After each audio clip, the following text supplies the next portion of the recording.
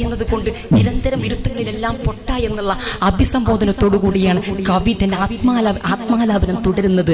ഇവിടെ പൊട്ട എന്ന് പറയുന്നത് കൊണ്ട് ഉദ്ദേശിക്കുന്നത് ഈ ലോകത്തിന്റെ ക്ഷണികതയും പരലോകത്തിന്റെ വിശാലമായ സാധ്യതയും എല്ലാം അറിഞ്ഞിട്ട് ഇതൊന്നും അറിയാത്ത മനുഷ്യനെ പൊട്ടനല്ലാതെ പിന്നെ എന്ത് വിളിക്കാനാണ്?